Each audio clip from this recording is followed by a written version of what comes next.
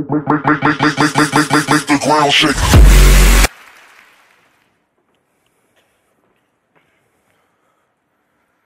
There's so many of you.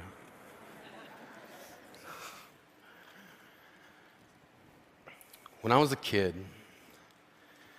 I hid my heart under the bed because my mother said, if you're not careful, someday someone's gonna break it. Take it from me, under the bed is not a good hiding spot. I know because I've been shot down so many times, I get altitude sickness just from standing up for myself. But that's what we were told. Stand up for yourself. And that's hard to do if you don't know who you are.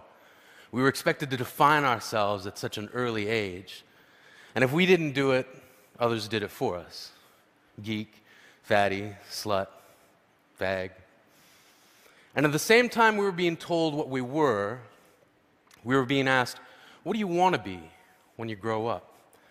I always thought that was an unfair question. It presupposes that we can't be what we already are. We were kids. When I was a kid, I wanted to be a man. I wanted a registered retirement savings plan that would keep me in candy long enough to make old age sweet. When I was a kid, I wanted to shave. Now, not so much. When I was 8, I wanted to be a marine biologist. When I was 9, I saw the movie Jaws and thought to myself, no thank you. When I was 10, I was told that my parents left because they didn't want me. When I was 11, I wanted to be left alone. When I was 12, I wanted to die. When I was 13, I wanted to kill a kid. When I was 14, I was asked to seriously consider a career path. I said, I'd like to be a writer. And they said, choose something realistic. So I said, professional wrestler. And they said, don't be stupid. See, they asked me what I wanted to be, then told me what not to be. And I wasn't the only one. We were being told that we somehow must become what we are not, sacrificing what we are to inherit the masquerade of what we will be. I was being told to accept the identity that others will give me. And I wonder what made my dreams so easy to dismiss. Granted, my dreams are shy because they're Canadian. My dreams are self-conscious and overly apologetic. They're standing alone at the high school dance, and they've never been kissed. See, my dreams got called names too. Silly, foolish, impossible. But I kept dreaming. I was going to be a wrestler. I had it all figured out. I was going to be the garbage man. My finishing move was going to be the trash compactor. My saying was going to be, I'm taking out the trash.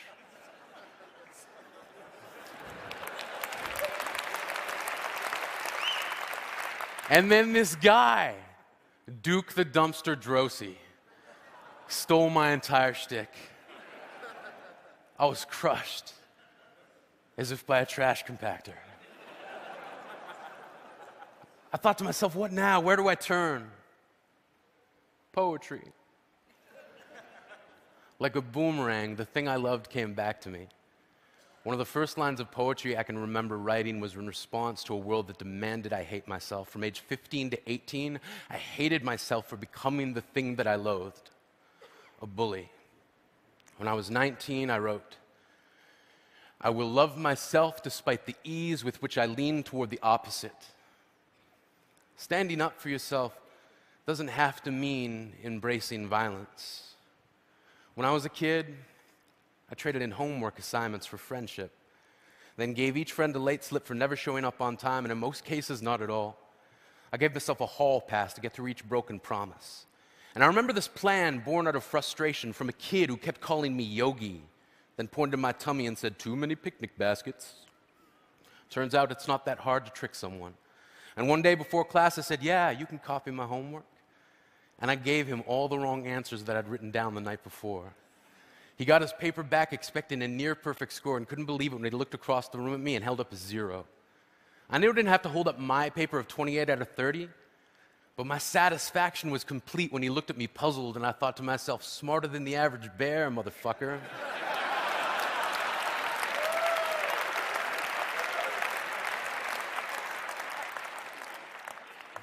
This is who I am. This is how I stand up for myself. When I was a kid, I used to think that pork chops and karate chops were the same thing. I thought they were both pork chops.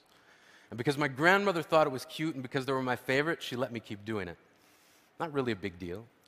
One day, before I realized fat kids are not designed to climb trees, I fell out of a tree and bruised the right side of my body. I didn't want to tell my grandmother about it because I was scared I'd get in trouble for playing somewhere I shouldn't have been. A few days later, the gym teacher noticed the bruise and I got sent to the principal's office. From there, I was sent to another small room with a really nice lady who asked me all kinds of questions about my life at home.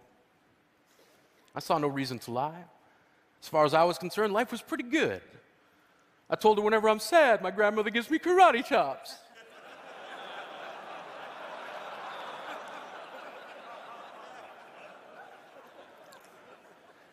This led to a full-scale investigation, and I was removed from the house for 3 days. So they finally decided to ask how I got the bruises. News of this silly little story quickly spread through the school, and I earned my first nickname, Pork Chop. To this day, I hate pork chops.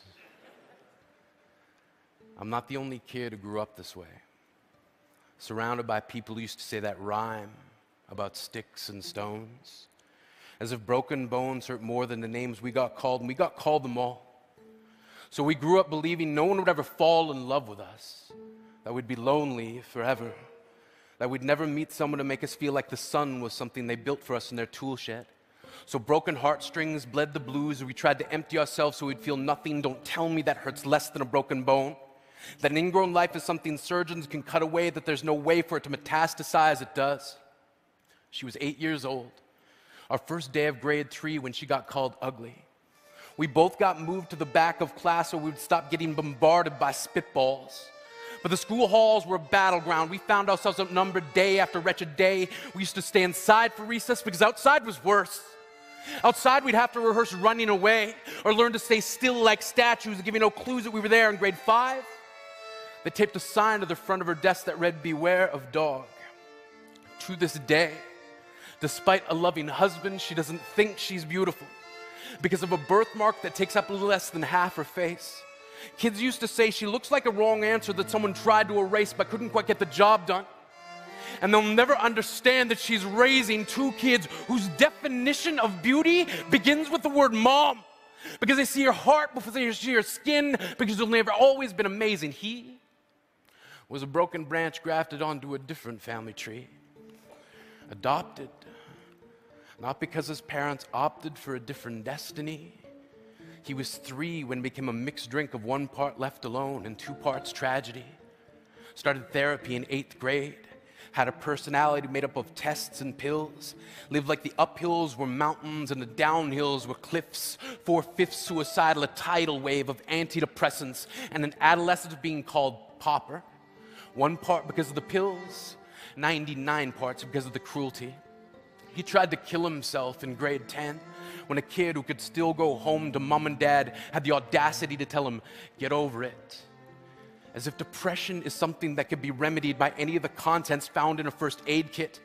To this day, he has a stick of TNT lit from both ends, could describe to in detail the way the sky bends in a moment before it's about to fall. And despite an army of friends who all call him an inspiration, he remains a conversation piece between people who can't understand. Sometimes being drug-free has less to do with addiction and more to do with sanity. We weren't the only kids who grew up this way. To this day, kids are still being called names. The classics were, "Hey, stupid," "Hey, spaz." Seems like every school has an arsenal of names getting updated every year. And if a kid breaks into school and no one around chooses to hear it, they make a sound. They're just background noise from a soundtrack stuck on repeat when people say things like, "Kids can be cruel." Every school was a big top circus tent. And the pecking order went from acrobats to lion tamers, from clowns to carnies, all of these miles ahead of who we were. We were freaks. Lobster claw boys and bearded ladies. Oddities, juggling depression and loneliness, playing solitaire, spin the bottle, trying to kiss the wounded parts of ourselves and heal. But at night, while the others slept, we kept walking the tightrope. It was practice, and yes, some of us fell. But I want to tell them that all of this is just debris left over when we finally decide to smash all the things we thought we used to be. And if you can't see anything beautiful about yourself, get a better mirror, look a little closer, stare a little longer, because there's something inside you that made you keep trying despite everyone who told you to quit. You built a cast around your broken heart and signed it yourself. You signed it, they were wrong, because maybe you didn't belong to a group or a clique. Maybe they decided to pick you last for basketball or everything. Maybe you used to bring bruises and broken teeth to show and tell but never told. Because how can you hold your ground if everyone around you wants to bury you beneath it? You have to believe that they were wrong. They have to be wrong. Why else would we still be here? We grew up learning to cheer on the underdog because we see ourselves in them. We stem from a root planted in the belief that we are not what we were called. We are not abandoned cars stalled out and sitting empty on some highway. And if in some way we are, don't worry, we only got out to walk and get gas. We are graduating members from the class of we made it, not the faded echoes of voices crying out names will never hurt me. Of course, they did. But our lives will only ever always continue to be a balancing act that has less to do with pain and more to do with beauty.